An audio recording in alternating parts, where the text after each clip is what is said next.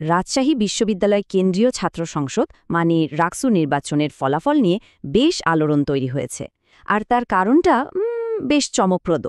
চলুন এই অপ্রত্যাশিত ফলাফলের কারণগুলো একটু সম্যকভাবে দেখা যাক। 6, হ্যাঁ ঠিকই শুনছেন, 6টা।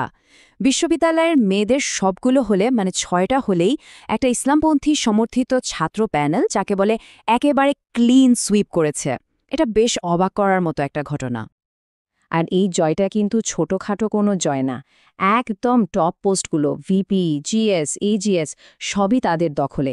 মানে হলগুলোর পুরো নেতৃত্বই এখন এই সম্মিলিত শিক্ষার্থী জোটের হাতে। ব্যাপারটা কতটা বড় সেটা বুঝতে হলে এই টেবিলটা দেখুন। রোকেয়া হল, মন্নুজান হল, তাপসী রাবিয়া, লিস্টটা চলতেই থাকবে। একদম প্রত্যেকটা হলে একই রেজাল্ট। এটা থেকে কি বোঝা যায়? বোঝা যায় যে ছাত্রীদের ভোটগুলো খুব গোছানোভাবে একদিকেই পড়েছে, যা পুরো ঘটনাটাকে আরও বেশি গুরুত্বপূর্ণ করে তুলেছে। তো এখানেই আসল প্রশ্নটা উঠছে, যে প্রশ্নটা নিয়ে এখন সবাই ভাবছে। ইসলামী ছাত্র শিবিরের সমর্থনপুষ্ট একটা প্যানেল কিভাবে মেয়েদের মধ্যে এতটা জনপ্রিয় হয়ে উঠল? কি এমন হলো যে তারা এমন অভাবনীয় একটা জয় পেল? আচ্ছা, বিশ্লেষকরা কিন্তু এর পেছনে কয়েকটা কারণ খুঁজে বের করার চেষ্টা করেছেন। তাদের মতে মূলত 3টা জিনিস এখানে খুব বড় ভূমিকা রেখেছে।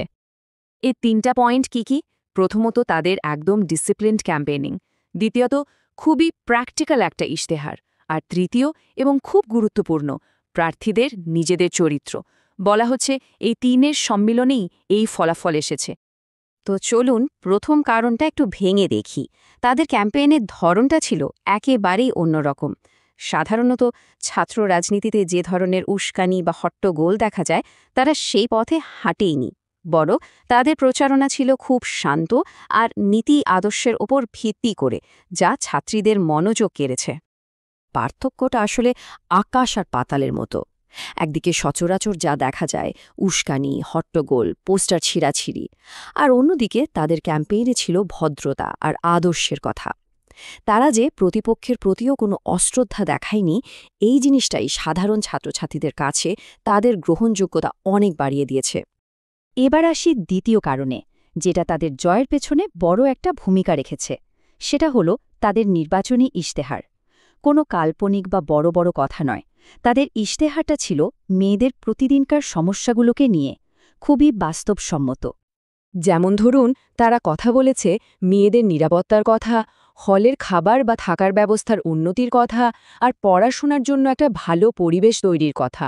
এই ছোট ছোট কিন্তু জরুরি বিষয়গুলোই ভোটারদের মনে দাগ কেটেছে আর তাদের আস্থা অর্জনে সাহায্য করেছে।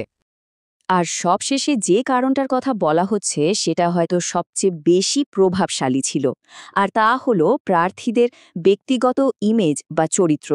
ছাত্রীরা শুধু তাদের মুখের কথাই শোনেনি, তারা প্রার্থীদের মানুষ হিসেবেও মেপে দেখেছে। এখানে একটা বাংলা শব্দ খুব ভালোভাবে খাটে, অনুকরণীয়। মানে হলো যাকে রোল মডেল হিসেবে দেখা যায় বা অনুসরণ করা যায়। জানা যাচ্ছে ছাত্রীরা প্রার্থীদের ঠিক এভাবেই দেখেছে, যা ভোটের ফলাফলে একটা বিশাল প্রভাব ফেলেছে। প্রার্থীদের সম্পর্কে সাধারণ ছাত্রীদের ধারণাটা ছিল তারা পড়াশোনায় মনোযোগী, আচরণে বিনয়ী এবং মানুষ হিসেবে দায়িত্বশীল। ফলে তাদের ওপর ভরসা করাটা সহজ হয়েছিল। ভোটাররা এমন নেতৃত্বই খুঁজছিল যাদের ওপর চোখ বন্ধ করে বিশ্বাস রাখা যায়। তো এই যে রেজাল্টটা হলো, এটা কিন্তু শুধু একটা হারের বা জেতার গল্প না। এর ভেতরে ছাত্র রাজনীতির ভবিষ্যৎ নিয়ে একটা বড়সড় বার্তাও লুকিয়ে আছে। অনেকেই বলছেন এটা রাজশাহী বিশ্ববিদ্যালয়ের ক্যাম্পাস রাজনীতির জন্য একটা নতুন অধ্যায়ের শুরু। নারী ভোটাররা যেন খুব পরিষ্কারভাবে একটা মেসেজ দিয়ে দিল। তারা জানিয়ে দিল যে তারা সংঘাতের নয়, বরং আদর্শ আর নীতির রাজনীতি দেখতে চায়। এই পুরো ব্যাপারটাকে একটা লাইন দিয়ে খুব সুন্দরভাবে বলা যায়, বাংলাদেশের ক্যাম্পাসগুলোতে আদর্শ ও সততার রাজনীতি এখনও বেঁচে আছে। এই জয়টা যেন ঠিক এই কথাটারই প্রমাণ। তাহলে শেষ প্রশ্নটাই এখানে এসে দাঁড়ায়, একটা বিশ্ববিদ্যালয়ের এই ফলাফল কি দেশের বাকি ক্যাম্পাসগুলোর রাজনীতির জন্য একটা নতুন পথের ইঙ্গিত দিচ্ছে? এই প্রশ্নটাই এখন ঘুরে ফিরে আসছে সবার মনে।